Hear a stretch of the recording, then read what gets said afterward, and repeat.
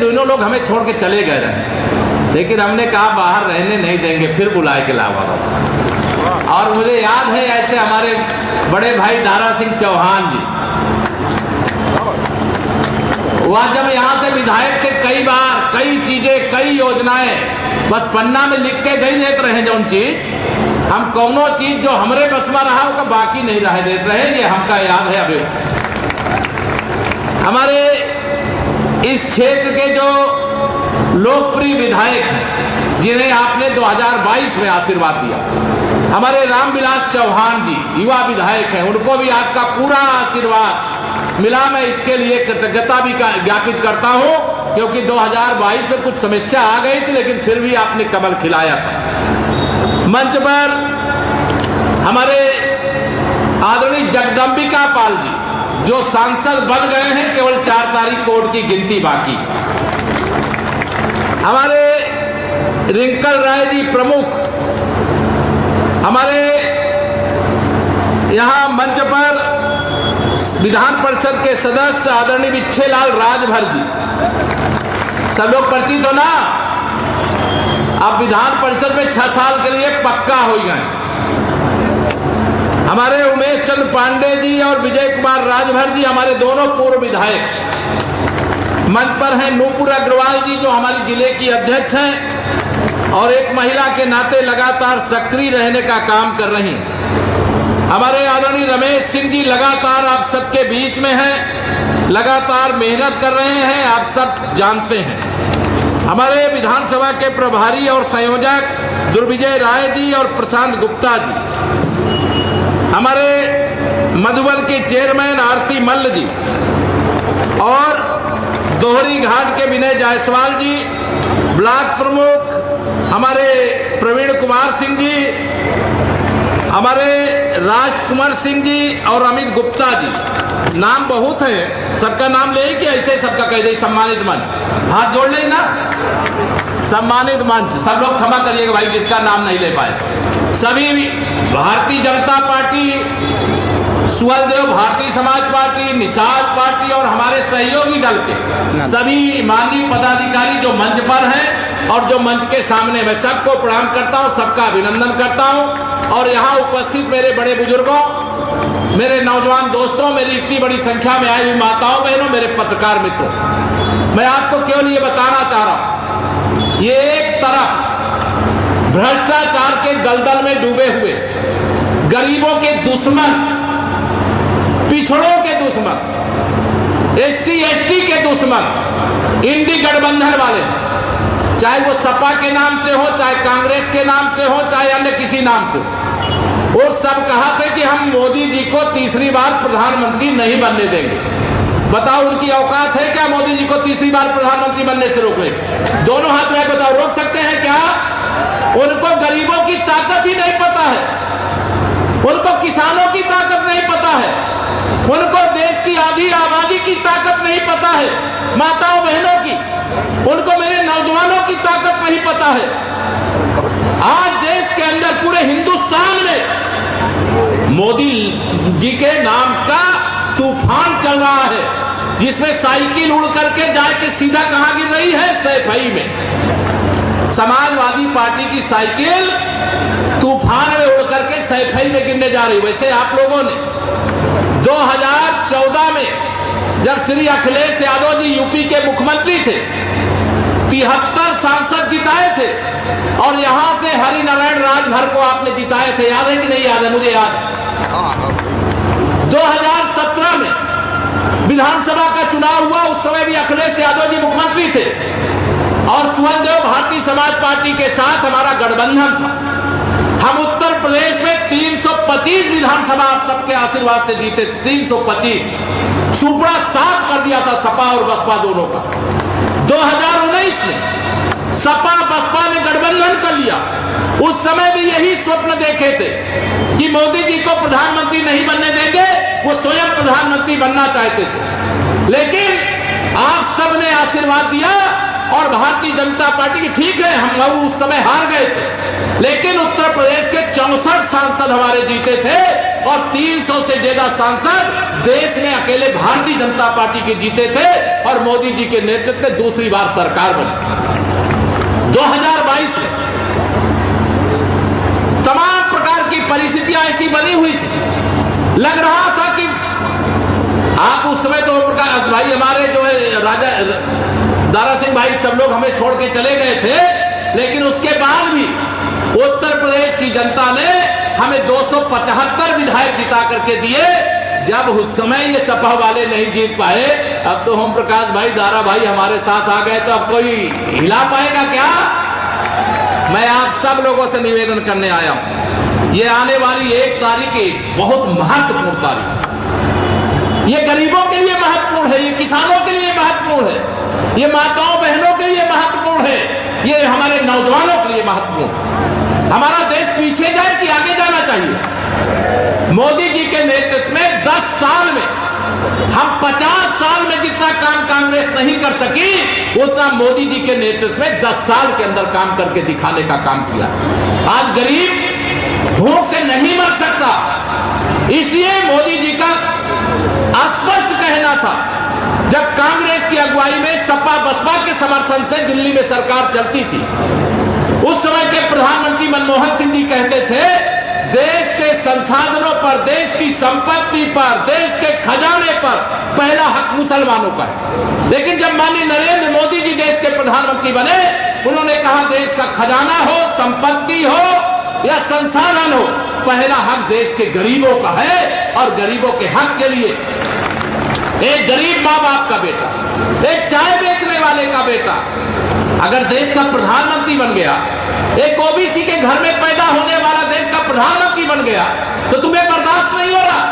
अच्छा काम कर रहा है देश के लिए, भारत को आत्मनिर्भर भारत बनाने का काम मोदी जी कर रहे हैं। गरीबों के घर में कभी कोई भूख से ना मरे, इसके लिए प्रधानमंत्री गरीब कल्याण अन्न योजना का राशन बताइए 3 साल से मिल रहा है कि नहीं मिल रहा है?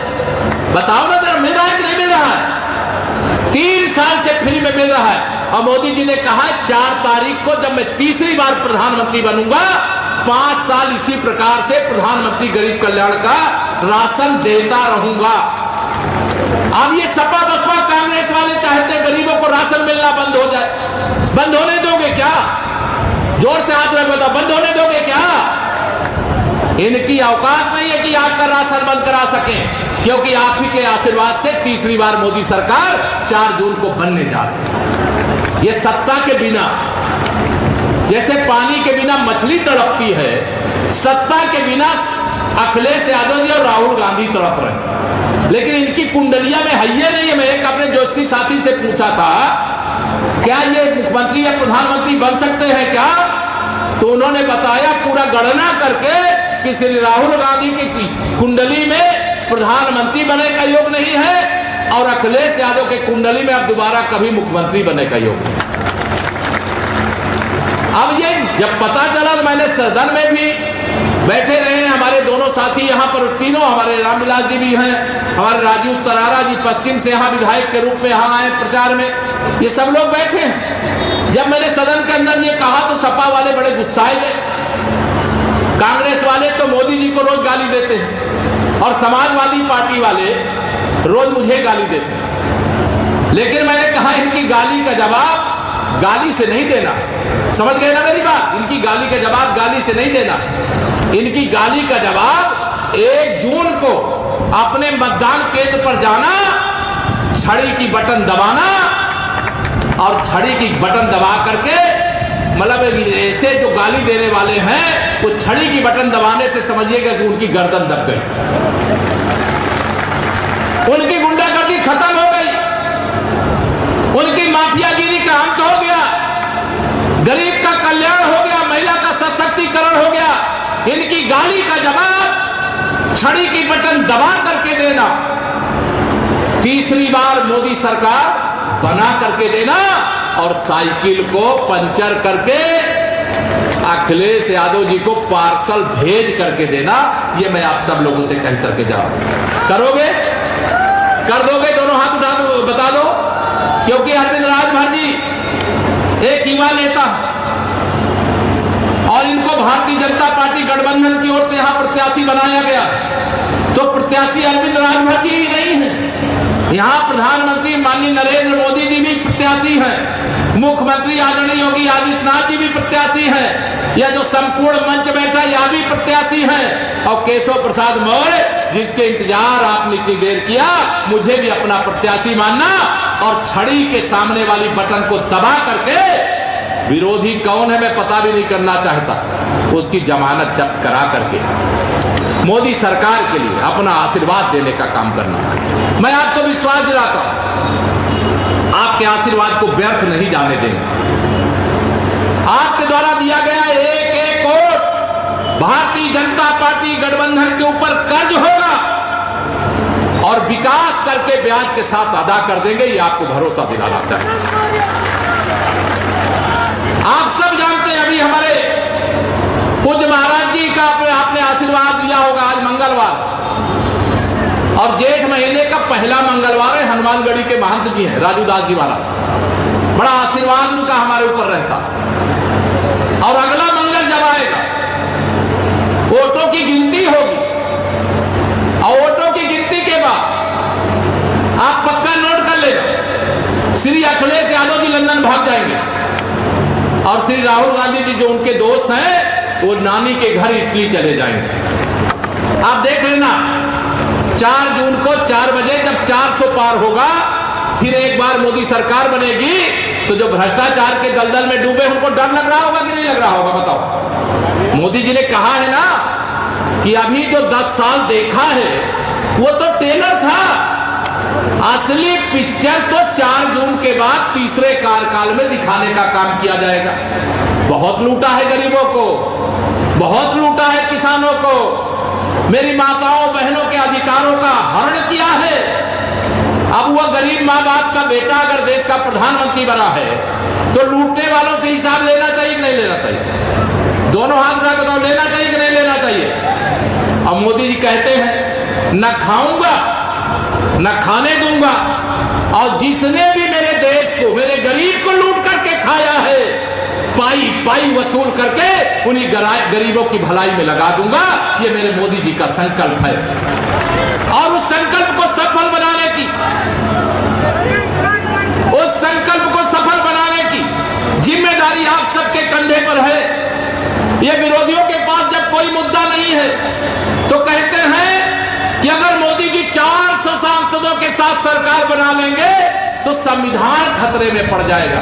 दुष्प्रचार कर रहे हैं कि नहीं कर रहे? बताओ, कर रहे हैं कि नहीं कर रहे?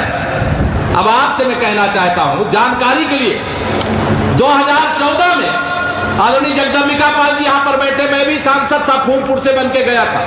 आदरणीय जगदम्बिका पाल जी भी सांसद बन करके गए थे सिद्धार्थनगर से, और जब हम सांसद बन करके गए थे तो मोदी जी जब संसद भवन में घुसने लगे तो द्वार पे आदरणीय जगदम्बिका पाल जी, याद होगा आपको, वो साष्टांग जैसे मंदिर में भगवान के सामने लेट जाते हैं आदमी, वैसे मोदी जी संसद भवन के द्वार पर लेट करके प्रणाम करने लगे संसद भवन को। पत्रकार मित्रों ने पूछा, मोदी जी आप संसद भवन के द्वार को प्रणाम क्यों कर रहे हैं? तो मोदी जी ने कहा, ये भारत का संसद भवन लोकतंत्र का मंदिर है और इस देश में रहने वाले 140 करोड़ लोग नरेंद्र मोदी के भगवान हैं, इसलिए मैं संसद भवन को लोकतंत्र का मंदिर मान करके उस पर शीश झुका रहा हूं और देश की जनता को भगवान मान करके उनकी सेवा का व्रत ले रहा हूं। और बाबा साहब भीमराव अंबेडकर के संविधान पर हाथ रख करके जब उन्होंने शपथ लिया तो उन्होंने कहा था, आज से मेरा धर्म ग्रंथ बाबा साहब भीमराव अंबेडकर का बनाया हुआ संविधान है। दुष्प्रचार करने वालों कान खोल करके सुन लो, अब कोई इतना नादान नहीं है कि तुम्हारे झूठ को सही मान लेंगे। सब लोग जानते तुम सत्ता के बिना बेचैन हो, सब लोग जानते तुम पिछड़ी जाति के माननीय नरेंद्र मोदी को प्रधानमंत्री की कुर्सी पर बर्दाश्त नहीं कर पा रहे हो। सब लोग जानते हैं कि जिस प्रकार से माननीय नरेंद्र मोदी जी के नेतृत्व में सरकार बनने के बाद अयोध्या में रामलला का भव्य मंदिर बन करके तैयार हो गया है, तुम्हें बाबर की याद आ रही है, बाबरी मस्जिद की याद आ रही है।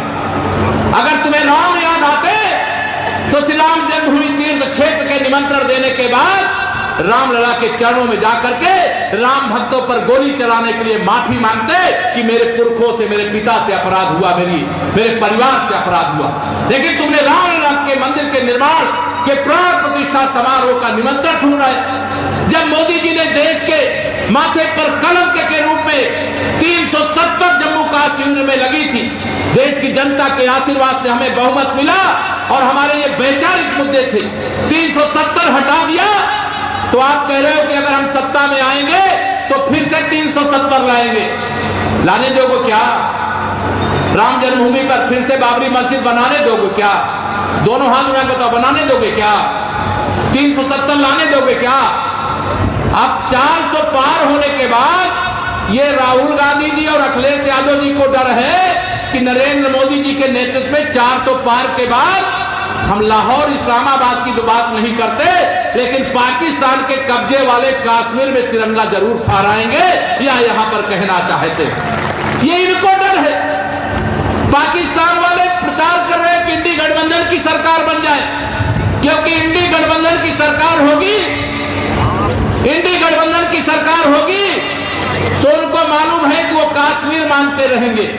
लेकिन अगर मोदी जी के नेतृत्व वाली एनडीए की सरकार होगी तो कटोरा लेकर के पाकिस्तान दुनिया में भीख मांग रहा होगा। इतना अंतर है, इसलिए यह सब मोदी सरकार नहीं बनने देना चाहिए। मैं आप सब लोगों से निवेदन करना चाहूंगा, ये 2024 की लोकसभा चुनाव में मैं एक नारा लगाता हूं। मेरा नारा है 100 में 80% वोट हमारा, 20% वोट में बंटवारा है और बंटवारे में भी हमारा है, क्योंकि हमने सबका साथ, सबका विकास किया है, कोई भेदभाव नहीं किया। किया है क्या कोई भेदभाव? तो आप सबसे मेरी विनती है, प्रार्थना है। मैंने कहा था, अरविंद जी को भी कहा था, ओम प्रकाश भाई को भी कहा था कि मैं पूरा एक दिन मऊ लोकसभा में रहूंगा। संयोग कुछ ऐसा बना कि एक दिन का पूरा समय नहीं निकल पाया। आज अभी मेरी यहां से 2-3 सभाएं और हैं। एक सभा अभी चंदौली लोकसभा में, 2 सभाएं आदरणीय प्रधानमंत्री जी के संसदीय क्षेत्र में। मैं लंबे समय तक आपके सामने बोलना चाहता हूं, लेकिन मेरे सामने पर्ची आ गई कि अब देर हो रही है, आगे वाली सभाएं जो यहां लेट हुआ है चूंकि बाई रोड आया, लेकिन मुझे आना ही था, चाहे रात 12 बज जाती सड़क मार्ग से चल के आने में, लेकिन मैं आता जरूर, ये मेरा संकल्प था। लेकिन मैं अब दिन भर का समय नहीं दे पाया, तो मेरी जिम्मेदारी आपके कंधों पर डाल दो। तैयार हो? आज से लेकर के और 1 जून शाम तक आप सबसे मेरी विनती है कि पूरी ताकत से मेरा बूथ सबसे मजबूत के संकल्प के साथ, मोदी जी ने बस इतना कहा है कि अगर मैंने 370 हटाया है तो केशव जी जाना तो लोगों से ये जरूर कह दिया करना कि मोदी जी ने सबको प्रणाम कहा है, जय श्री राम कहा है और एक निवेदन किया। मोदी जी ने जो कहा है बता दो, दोनों हाथ में बता दो। मोदी जी ने कहा है कि मैंने 370 हटाया। 2019 में हम यह लोकसभा सीट हार गए, लेकिन 2024 में उस हार का ब्याज के साथ हिसाब चुकता करना। तैयार हो? तो क्या करना पड़ेगा? हर बूथ पर 370 वोट, जितना वोट 2019 में मिला था उसमें 370 वोट बढ़ाना है। आवाज हनुमान जी का दिन है। हमारे हर कार्यकर्ता हनुमान जी की तरह शक्तिशाली होते हैं। जब सपा की सत्ता रहते हुए आपने यहां भाजपा को जिता दिया था, तो अब तो सपा सदा के लिए समाजवादी पार्टी बन गई है। तो 2024 में मेरे अरविंद जी को जिता दोगे? जो लोग अपने बूथ पर 370 वोट बढ़ा सकते, जो लोग 370 वोट अपने बूथ पे बढ़ा सकते, जरा हाथ उठा के बताओ जरा मुझे। सब लोग बढ़ा सकते हो ना? तो मैं आप सब लोगों से ही निवेदन करूंगा कि आपने जो संकल्प लिया 370 वोट बढ़ाने का, 2019 में जितना मिला था उसमें 370 बढ़ाना। मेरी बात समझ में आ गई ना? और मैं आपको विश्वास दिला करके जा रहा हूं, आप अरविंद राजभर जी को यहां से सांसद बना करके भेजिए। अरविंद राजभर जी की ताकत हम बढ़ाएंगे, आपको विश्वास दिलाते हैं। तैयार हो? तैयार हो? यहां पर कई मेरे साथी, अभी तमाम लोगों ने स्वागत किया, सबका मैं नाम नहीं ले पाया, लेकिन मैं भी आप सब जो यहां पर आए हैं उन सबका हृदय से आदर सम्मान करता हूं। आगे की सभाएं हैं, बहुत कुछ कहना है, अधूरा छोड़ करके जा रहा है, लेकिन उसे पूरा करने का काम आपके जिम्मे रहेगा, आपके कंधों पर रहेगा। अरविंद राजभर जी को केवल सांसद नहीं बनाना, रिकॉर्ड वोटों से सांसद बनाने का काम करना है। और अगर आप सब तैयार हो, अगर आप सब तैयार हो तो आप सबकी ओर से मैं विजय की माला इनको आज पहना दूं। तैयार हो? मुझे भाई जरा माला दो, पहना दो। अपने आस्थान पे खड़े हो, दोनों हाथ उठा के आशीर्वाद दो। मैं आप सबकी ओर से, आप सबके भरोसे से अरविंद जी को भावी सांसद मान करके इनको विजय की माला पहनाई है। अब यह चुनाव आप सबके हाथों में है, रिकॉर्ड वोटों से जिताना, सपा कांग्रेस प्रत्याशी की जमानत जब्त कराना, इतना ही निवेदन करके देता हूं अपनी बाड़ी को विराम। जरा दोनों हाथ उठा करके बोलिए, जय श्री राम, जय श्री राम, भारत माता की, भारत माता की।